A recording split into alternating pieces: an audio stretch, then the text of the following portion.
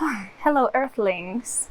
I'm coming to you with a very, very fascinating topic. Why do you think some people feel amazing nearly immediately when they go raw, while other people struggle from day one? And, this relates to very much to Ayurveda. And, if you are predominantly Vata type, and I'm not going to go into detail about what Ayurveda is and what are the doshas. If you're not familiar with this, I recommend that you search that first. But for those of you who know what I'm talking about, can you be a Vata and succeed on a raw vegan diet? I'm going to answer that question today from my perspective. So, this is the start of something new. This is the start of something magical. This is the start of something new. This is the start of something true. Many years ago, when I was not feeling well in my body, I first sought help from Ayurveda. And, I didn't really look deeply into the tradition. I just found some YouTube videos, and most of them told me that I, as a predominantly Vata type individual, I should be eating cooked foods and heavy foods and oils. So that's what I did. And, my health got worse. And then eventually I found the raw food diet. And after a few weeks, all my symptoms were gone. And after a few months, actually, only my skin was fully cleared. And, for a while, I really started to distrust Ayurveda. I was like, that's just not true. It's not helpful. It didn't help me. However, I kind of fell into a bit of a dogma at that point, thinking that the raw foods and, the detoxing and juice fasting and all of that is the solution always to everything. And only really recently I began to learn that that is not actually the case. And so recently my problems crept up again in the form of exhaustion, feeling super tired, sleeping 10 hours a night, which luckily I can do. And, just getting rash again. I started having rash again after years. So I went to see a shaman here in Ecuador, and he's also a practitioner of Ayurveda. So he told me immediately that I have an imbalance of fire in my body, that I don't have enough of the fire element in my body. And this goes hand in hand, of course, with the Vata type, because Vata is a very airy type, it has to do with the elements of ether and air. So Vata type individuals can easily get ungrounded, typically are quite slender, quite slim, may have a dry hair and dry skin. So he helped me to understand that I need to increase fire in my body, and that could happen through food, because food is super important in our lives. We all eat, most of us, every day. And, when you eat cooked foods, it naturally has that fire element to it. And when you go raw, you're basically replacing all the heated foods with cooling foods, mostly, not always. Not all raw foods are cooling. I'm going to tell you later more about that.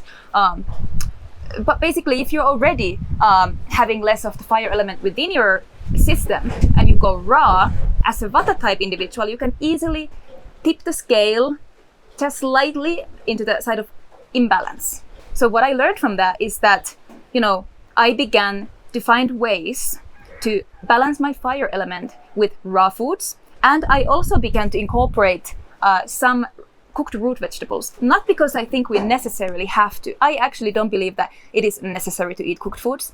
However, if you do have an imbalance and you're struggling to find that balance, it can be really beneficial to use certain cooked foods to help you balance out, to bring a bit of more heat into the body. And food is not the only way that you can do that. For example, sunlight is fire. So I stay in the sun every day now when there is sun. If you move your body, you increase the fire element. If you exercise, anything that gets you sweating, like sauna or sweat lodge. Also, breathing exercises can really do that for you. There are certain breathing techniques that really bring up the fire in you. There's the breath of fire, I think it's called. You can search that. And and he actually recommended to me to, within my own philosophy of raw foods, to stay within that, to not give up my philosophy, but to see what I can do within that framework. So he recommended that I focus on citruses, for example, rather than something like watermelon, which is super cooling. And I'm also using ginger and spices, chilies, and sometimes I cook root vegetables if I really feel like I need something really grounding and warm. And this is interesting because some people, if you get a Pitta or Kapha type individual going raw, most of the time they feel amazing. They lose weight, all the excess weight. They feel more energized, they feel lighter, they feel happier, they are full of inspiration and life force energy.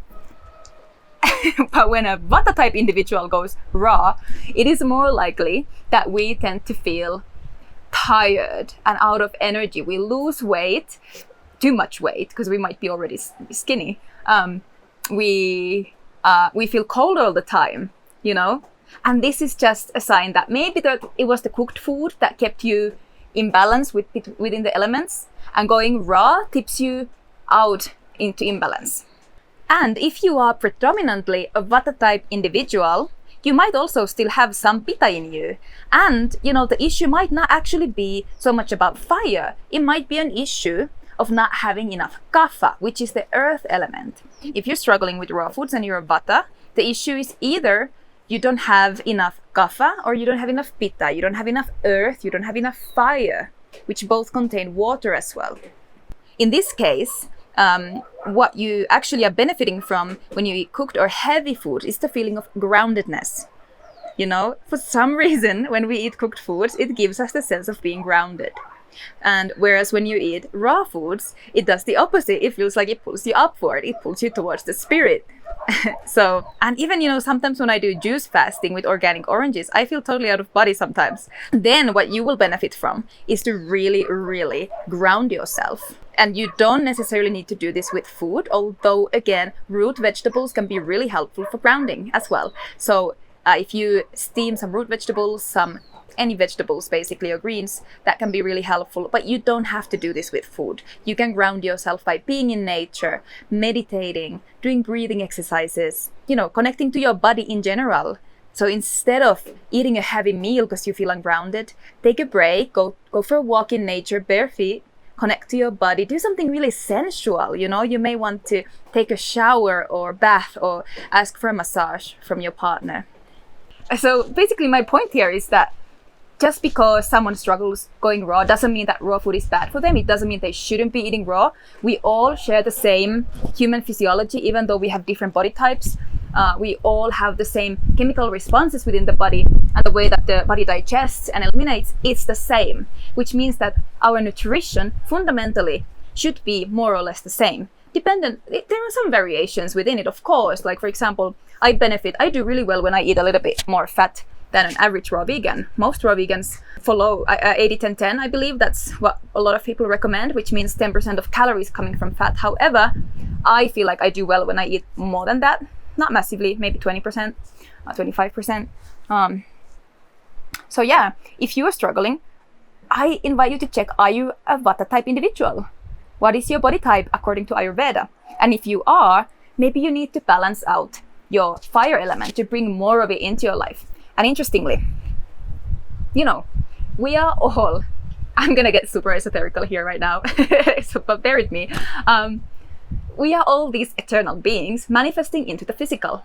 We're not actually lacking anything, really. We're not lacking anything within ourselves. It's not like the fire is somewhere out there and we have to somehow get it into our bodies, So how can you actually access the fire that lives inside of you?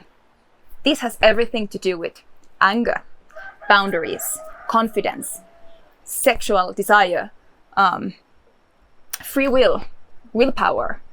This is all fire. So if you have an imbalance of fire, it is likely that you have suppressed these elements within yourself, these emotions, these qualities within yourself, which are all, by the way, quite masculine qualities, mostly. So the key really to make this sustainable to a point where you don't really need to eat cooked food, or you don't need to necessarily to sit in the sun every day to feel balanced, is that you need to begin to integrate those qualities within yourself. You need to allow the elements to come up in the form of Anger, have you suppressed your anger? Do you have problems with setting boundaries? Are you assertive? Do you allow yourself to assert yourself and to take action and to take up space? So if you have a low fire element, maybe you need to do that. Allow the fire within you to come up and to, heat you from inside out and to warm you up from inside out. And when you do that, it's not easy to tip you off balance again. Of course, you need to listen to your body. But when you have that fire internally, you will be able to eat watermelon for lunch in Finland in the winter without feeling completely, frozen and tired and whatnot. So always listen to your body. I hope that this video helps you, and I hope it provides some new information to you. I personally have found a lot of balance. My rash is nearly gone. You just see at the moment these white areas that came from when the rash was there and I was in the sun. Now it's all gone. It's a result of me balancing my energy, really. I haven't done detox, which I thought I will have to do. I thought I will need to detox my body with fasting. No. In fact, I ate a little bit more cooked food. And some people will say that, yeah, that stopped the detox. This is where I got out of the dogma. And I realized it's not always the answer. More detoxing is not always the answer. Sometimes it's something energetic. It's something different, And we are not physical beings primarily. We are spiritual beings. We are non-physical. Our energy is manifesting into the physicality. So if you have a physical issue, it is always primarily and first and foremost an issue energetically. There's something that is not integrated within your being, within your consciousness. Thank you so much for watching, and I hope this video has helped you. Subscribe if you haven't done so yet, and check out our integration workshops. We do them regularly. The link is in the description. Bye now.